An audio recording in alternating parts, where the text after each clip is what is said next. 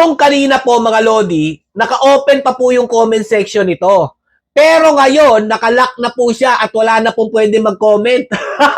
Pero malas lang po mga Lodi, nagkaroon po tayo ng screen record dito sa comment section. No? Basahin po natin mga Lodi kung ano pong nilalaman ng mga comment. Kaya po sila nag-close o nag-off ng comment section. Ito po. Happy Father's Day nga po pala sa lahat ng mga ama, lalong-lalo na po dyan kay Senator Raffy Tulfo dahil binati po kayo ng iyong asawa na si Ma'am Jocelyn Tulfo. Ano nga po ba nangyari dito mga idol? Ipapakita ko po sa inyo ang galit ng sambayan ng Pilipino dito po kay Senator Raffy Tulfo. Ito nga po, nag-post po si Ma'am Jocelyn, Happy Father's Day sa aking asawa, Senator Raffy Tulfo. Saludo ako sa iyong walang sawang pagmamahal, sakripisyo, paninindigan, malasakit, hindi lamang bilang isang ama sa ating pamilya, kundi bilang isang lingkod bayan na patuloy na nagsisilbing boses ng mga inaapi at nangangailangan. Ang iyong lakas at dedikasyon ay tunay na inspirasyon sa marami. Wow, palakpakan po natin. Binabati ko rin po ang lahat ng mga ama, papa at tatay saan mang sulok ng mundo. Maraming salamat sa inyong lakas, walang pantay na pagmamahal at patuloy na pagtaguyod sa inyong pamilya. Kayo po ang tunay na haligi ng tahanan at ilaw ng kinabukasan. Mabuhay po kayong lahat. Happy Father's Day! Anak ng tinapay, mga Lodi, hindi nyo po pinalampas itong post po ng asawa ni Senator Raffy Tulfo. At eto nga, mga Lodi, pinutakti po ng pambabash ito pong post ni Ma'am Jocelyn. Eto nga po, papakita ko po sa inyo ha. Nung kanina po, mga Lodi, naka-open pa po yung comment section nito. Pero ngayon, nakalock na po siya at wala na pong pwede mag-comment. Paano ba naman mga Lodi? Kung ano-ano pong nandun sa loob ng comment section. Pero malas lang po mga Lodi, nagkaroon po tayo ng screen record dito sa comment section. No? Basahin po natin mga Lodi kung ano pong nilalaman ng mga comment. Kaya po sila nag-close o nag-off ng comment section. Ito po. Unang bumungad po sa akin dito mga Lodi, nung nakita ko po yung comment section, ito po. At dahil naka-open comment, Happy Father's Day, Robust King. O, ito pa mga idol.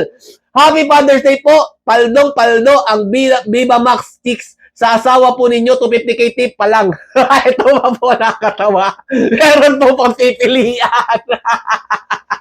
Ito po ba tinatawag na aquarium, Mr. Raffy Tulfo? Tingnan nyo naman po yung mga comment mga Lodi. Sinong hindi matatawa dito? Sinong hindi mag-o-off ng comment section kung ganito po yung lahat na mababasa ninyo? Wala man lang pong pagpupuri ang nakikita nating nag-comment dito sa kanyang post ni Ma'am Jocelyn.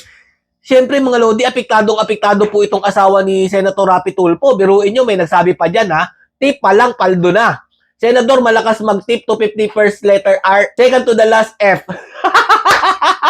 Anak ng tinapay naman katisot si Viva Max, no? Talagang pahamak eh. May nakita pa tayo nag-comment dito, dapat nauna po kayo, nag-advance na lang po kayo nag-greet kasi baka naunahan na po kayo.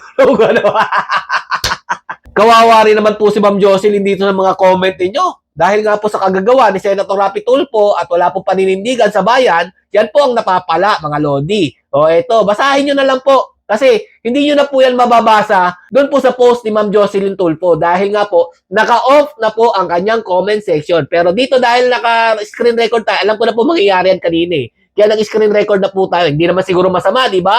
Dahil i-public naman po nila yung post nila kanina at tayo naman po advance tayo mag-isip. Kanina mga Lodi, 17k haha-react pa lang. Pero ngayon, umabot na po ng 81,000 haha-react mga idol. Anak ng tinapay naman, oo, Senator Raffy Tulfo. Hindi ka ba matatauhan kung anong ginagawa niyong kalokohan dyan sa Senado? Ang dami na po nagagalit sa inyo. Dati kasi, ang paninindigan ninyo para sa taong bayan. Pero ngayon, ang boses nyo at ang paninindigan nyo para na lang sa inyong amo na si Marcos Jr. at Martin Romualdez. Yan ang katotohanan dyan. Dahil kung totoong ayaw nyo sa korap kayo magkapatid na Erwin Tulfo, isa kayo dapat sa nangunguna para paimbestigahan itong flood control anomaly na to, pero hindi.